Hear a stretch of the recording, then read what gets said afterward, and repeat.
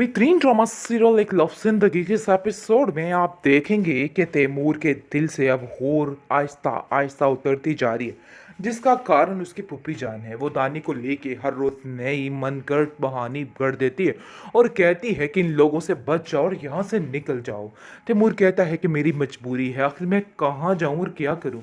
उसका बाप साफ साफ तैमूर को कह देता है कि देखो बेटा, मेरी बेटी हूर को परेशान ना करना, इसमें इन सब चीज़ों में उसकी कोई गलती नहीं। मैं जानता हूँ कि वो दानी की हिमायत करती है, लेकिन इसका ये मतलब हरगिज़ नहीं है कि वो उसके बुरे होने में उसका साथ देती है। देखो, मैं तुमसे गुजारिश करता हूँ कि ये सब कुछ भूल जाओ और अपने दिल से निकाल दो।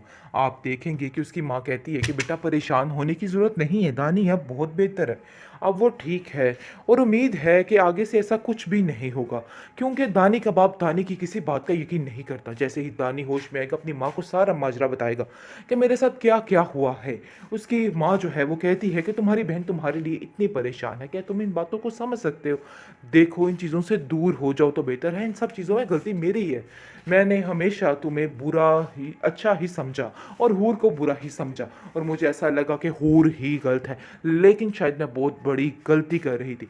मुझे इस चीज़ का अंदाज़ा ही नहीं था कि आखिर ये सब कुछ क्या हो गया।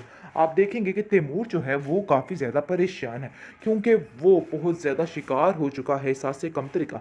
जैसे ही वो अपने ससुराल में जाता है, वहाँ की बातें सुनता है, घर आता है, उसकी पुप्पो जो आ चुकी हैं वो उनकी बातें सुनता है, और वो डबल माइंडेड होता जा रहा है कि आखिर वो करे तो क्या करे। उसको कुछ समझ नहीं आ रही कि उसको फैसला क्या करना है। वो दानी के लिए बहुत ज़्यादा परेशानी की हालत रखता है, लेकिन ये चीज़ें ज़्यादा देर तक नहीं कर सकता है, क्योंकि वो जानता है कि ये बात उसकी पुप्पो जान को पसंद नहीं आएगी। और वैसे भी बेजात दानी का ख्याल रखना हूर का, उसे ये चीज़ बिल्कुल भी पसंद नहीं आ रही, और वो साफ साफ कह देगा देखो, दानी के अलावा भी इस घर में और भी काफ़ी लोग हैं और ये बात तुम्हें समझनी होगी। इसलिए बेहतर यही है कि दानी के बातें को दिमाग से निकाल के ज़रा अपने घर के ऊपर भी तवज्जो दो। ये बातें भी तुम्हारे लिए बहुत ज़रूरी हैं। आप देखेंगे जी, हूर जो है वो काफ़ी ज़्यादा परेशान हो चुकी है और दिन रात अपने भाई की याद में रोती चीखती बिलकती रहती है। और तैमूर की ये बात बिल्कुल भी वारे नहीं है। तैमूर से उसकी फूफो कहती है कि देखो, हूर से बोलो कि अपने इस एटीट्यूड को चेंज करे। घर का माहौल ऐसे इसने बिल्कुल फन्नासा करके रख दिया है। हमारे घर में तो ऐसे जैसे नहूसत सी छा गई हो दानी की वजह से। ये दानी का रोज़ रोज़ आना जाना मुझे इधर बिल्कुल भी पसंद नहीं था। बातचीत तय और फाइनल है कि दानी की बात अब इस घर में नहीं होगी। मैं बिल्कुल भी बर्दाश्त नहीं करूंगी कि दानी की कोई भी बात इस घर में दोबारा दोहराई जाए। लेकिन जब आप देखेंगे कि दानी अपनी सफाइयाँ पेश करेगा और कहेगा कि मैंने ऐसा कुछ भी नहीं किया, आप लोगों को मेरी बात का यकीन करना ही होगा। उसकी माँ कहती है कि आखिर कैसे मैं तुम्हारी बात का यकीन कर जाऊँ, मुझे इस चीज़ की बिल्कुल समझ नहीं आ रही। वो बेचारा सदियों बाद, बल्कि पहली दफ़ा अगर सीधे रास्ते पर आ ही गया है, तो कोई उसकी बात मानने को तैयार ही नहीं है। उनको ऐसा लग रहा है कि दानी फिर से एक नई कहानी बना रहा है। इस दफ़ा तो उसकी माँ भी उसका यकीन नहीं करती। ये तो स्टोरी होगी ना गडरिए वाली, शेर आया शेर आया शेर आया तो शेर नहीं आता, यानी कि जो आप जानते होंगे इस स्टोरी के मतलब। खैर, आप देखेंगे कि ये वही हाल हो गया, क्योंकि अब दानी सच बोलने की कोशिश कर रहा है, लेकिन जी आप देखेंगे कि दानी की बातों पे कोई यकीन नहीं कर रहा और सबको ऐसा ही लग रहा है कि दानी झूठ बोल रहा है। और यहाँ तक कि उसकी माँ भी उसके खिलाफ हो चुकी है और कहती है कि काश दानी मैं तुम्हारी बातों का यकीन ना करती। मुझे बहुत अफसोस है इस बात का कि मैंने तुम्हारी बात का यकीन किया। आखिर कैसे मैं तुम्हारे बाप को पीछे करके तुम्हें आगे किया, हूर को पीछे करके तुम्हें आगे किया, लेकिन ये मेरी बहुत बड़ी गलती थी। जिस पर दानी कहता है कि मेरा यकीन मानिए कि मैंने हर चीज़ हर गुनाह को दिल से छोड़ दिया है।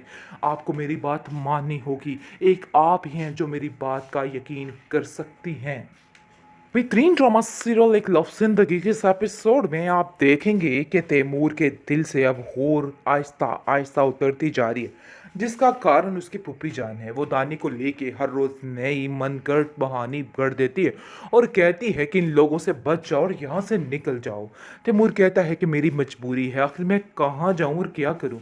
उसका बाप साफ साफ तैमूर को कह देता है कि देखो बेटा, मेरी बेटी हूर को परेशान ना करना, इसमें इन सब चीज़ों में उसकी कोई गलती नहीं।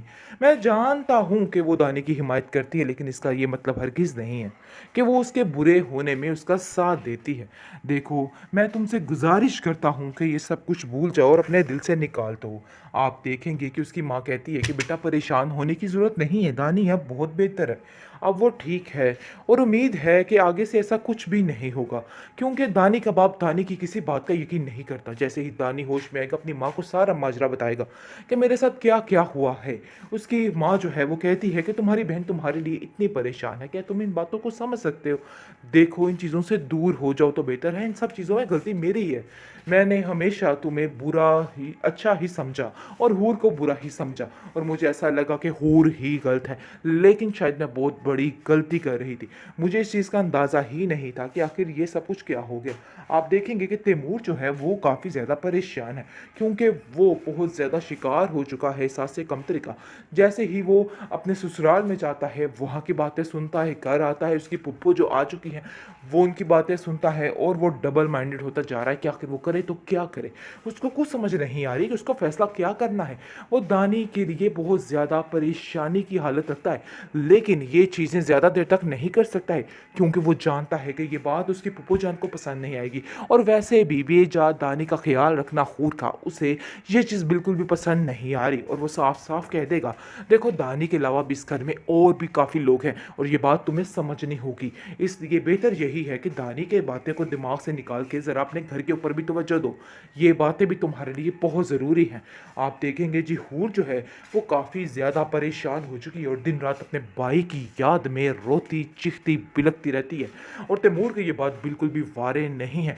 तैमूर से उसकी फूफो कहती है कि देखो, हूर से बोलो कि अपने इस एटीट्यूड को चेंज करे। घर का माहौल ऐसे इसने बिल्कुल फन्नासा करके रख दिया है। हमारे घर में तो ऐसे जैसे नहूसत सी छा गई हो दानी की वजह से। ये दानी का रोज़ रोज़ आना जाना मुझे इधर बिल्कुल भी पसंद नहीं था।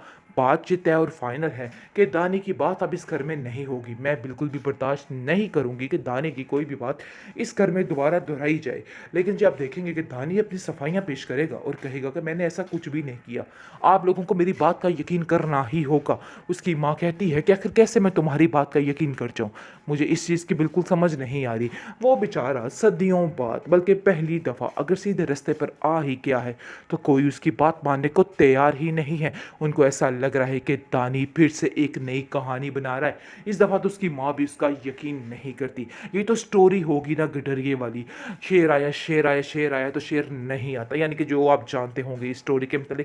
खैर, आप देखेंगे कि ये वही हाल हो गया, क्योंकि अब दानी सच बोलने की कोशिश कर रहा है, लेकिन जी आप देखेंगे कि दानी की बातों पे कोई यकीन नहीं कर रहा, और सबको ऐसा ही लग रहा है कि दानी झूठ बोल रहा है। और यहाँ तक कि उसकी माँ भी उसके खिलाफ हो चुकी है, और कहती है कि काश दानी मैं तुम्हारी बातों का यकीन न करती।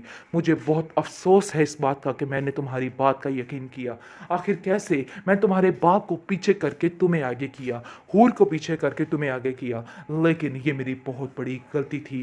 जिस पर दानी कहता है कि मेरा यकीन मानिए कि मैंने हर चीज़ हर गुनाह को दिल से छोड़ दिया है। आपको मेरी बात माननी होगी, एक आप ही हैं जो मेरी बात का यकीन कर सकती हैं।